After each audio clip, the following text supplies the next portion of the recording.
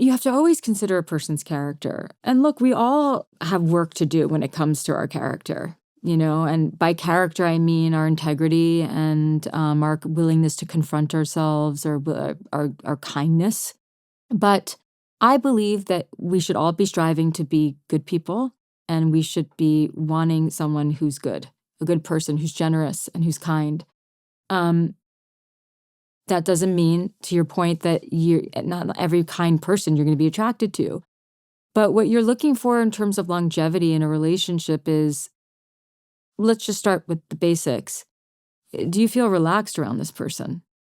And do they feel relaxed around you? And what I mean by that is you can really be yourself. You can just truly be yourself. Your quirky, weird, eccentric, flawed, beautiful self. That's so different from the dating rhetoric that's like the game. Oh, yes, I know. All of that. Yeah. Which is, BS. So if you're looking for long-term relationship, that is the first thing. Do we feel comfortable really just being when we are around each other? And then it's, do we agree on what a life well lived is? That's the core compatibility that's really important. Because if you want long-term relationship, what's implied in that is that you want to create and build a life with someone. If you're going to build a life with someone, you have to be in alignment in terms of what you're building and what that vision is. And so that's key. That's key. What are other distinguishing factors between lust and love? Well, lust happens when you barely know the person and you don't really know their character. And lust is just a feeling, and love truly is also something that you do every day. It's showing up even when you're not in the mood. It's you're in pain, I'm listening. It's I want to know you better. It's you matter so much to me that your needs are as important to me as my own. Lust has none of that. Lust is all about the projection of the fantasy and lots of feelings and emotions, and it's nothing about building or creating or deeper emotional intimacy. For those that really would love to attract the love in their life, and they assert that's something that they're striving to go for right now at this phase, what do you see as the balance between the strategies to go and meet people and the apps and all the things versus focusing more so on the inner work to become a vibratory match to attract the love that you seek? I think it's a combination. I think it's a combination of things. I think that there is, of course, if you want this amazing person with strong character who's a communicator, it's like you have to ask, okay, am I a good communicator?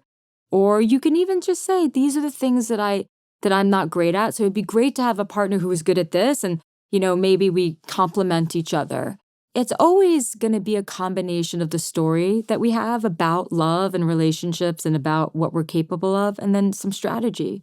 And I think that people should use the apps if they're comfortable, but they have to use the apps, not to let the apps use them. And so they have to have some boundaries around that. And then I also believe in just getting out there and meeting people organically and expanding your circle. So the more people you meet, the greater your chances are. It's like, oh, let me introduce you to this person, or I think this would be a really cool person to know. And you just never, ever know. And so part of being that vibratory match is also being able to say to yourself, yeah, I'm open. I'm open to this. I'm open to this experience. I'm open to stepping outside my comfort zone, and I know what I want. I think we're really fundamentally attracted to people who are confident within themselves and at ease and open within themselves.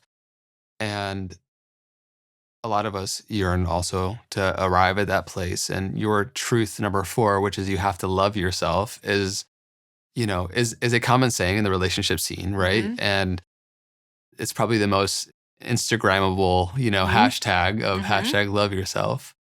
Which is why I wanted to write that chapter, to sort of Right. demystify some of that. Yeah. So I would love for you to demystify a little bit and especially, in the moments where it's hard to, when talked about your journey over 10 years ago going through that part, that point, I'm sure there was just many points where it was hard to love yourself. Yeah. And I'm curious for you to walk us through the journey of starting to pick yourself up by your bootstraps and then what it actually looks like over years to Yeah. develop that relationship with yourself.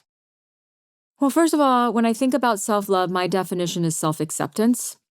And I think of it through the frame of self-esteem, which is we hold ourselves in high regard in spite of the fact that we have some ambivalence about some of our parts, right? And I also talk about self-esteem from the framework of the things that build up self-confidence is doing hard things. The people who only live a very safe life and never challenge themselves, it perpetuates the fear that they're not good enough. And so their self-esteem actually gets lower and lower because we have to be challenged. We actually have to challenge ourselves. We have to climb the mountain, whatever that mountain is, and we have to do hard things. And then we can be proud of ourselves. It's like if you think of a child, like being potty trained for the first time and they finally do it and they feel proud of themselves. Like that's the building of self-esteem. Or like I grew up in New York City, so it's like the first time that I actually took the public transportation by myself and then started doing that. That builds self-esteem. So we have to do hard things, but there's two camps of thought. You have to completely love yourself in order to be in a healthy relationship, or it does not matter. You learn to love yourself while you're in a relationship. And I see it somewhere in the middle, which is, no, you don't have to completely love. Like you can struggle with certain parts of yourself. And you don't have to be completely whole. And you do learn to love yourself in relationship. But I've never known a person who was in a deeply unhealthy relationship or was really, really deeply struggling in their love life who didn't also struggle with their self-worth. So we can't say that you have to completely be in love yourself and completely be healed to be in a relationship, we also can't say that it's irrelevant.